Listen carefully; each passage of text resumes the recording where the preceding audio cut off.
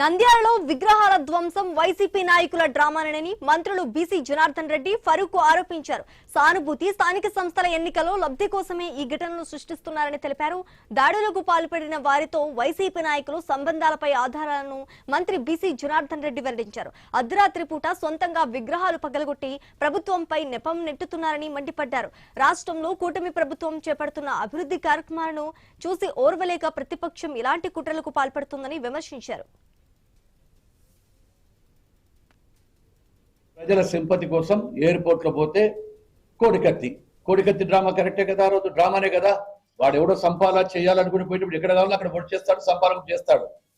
ఆ విధంగా కాదు అది కోడికత్తి డ్రామాని వీళ్ళకే చేసి వాడినే పెట్టించి 5 ఏళ్ళు వాళ్ళ ప్రభుత్వం వచ్చినా కూడా ఏమి తెలుసలే. వాళ్ళ ప్రభుత్వంలో మళ్ళీ 5 ఏళ్ళు ఏదైనా ఉంటే తెలిసిండొచ్చు కదా. ఆయనే ముఖ్యమంత్రి గారు ఉన్నారు కదా, జగన్మోహన్ రెడ్డి గారే ముఖ్యమంత్రిగా ఉన్నారు. 5 ఏళ్ళు ఏం చేశా? ఎవడో చెప్పినాడంటే గులకరాయితో కొట్టితే ఆ రోజు తలలో పోవాలంట. ఏడ తగులుతుంది, ఇక్కడ తగులుతుంది, చిన్నది పొద్దునుంది, సాయంత్రానికి స్టిక్కర్ లేదు. ఉదయం ఉంటుంది, సాయంత్రం తెల్లవాడలు మళ్ళీ యువతలకి వేస్తారు. పెట్టుకునే దాంట్లో తప్ప యువతలు పెట్టాలి, యువతలు పెట్టుకున్నారు. అంటే ఏ విధమైన డ్రైవర్ ఉంటుందో కూడా ఆలోచన చేయాలా. ఈరోజు ఇవంతా కూడా శాంతంగా ఉండేటువంటి రాష్ట్రాన్ని ఒక అల్లర్లు సృష్టించాలి అని చేయడం జరుగుతూ ఉంది.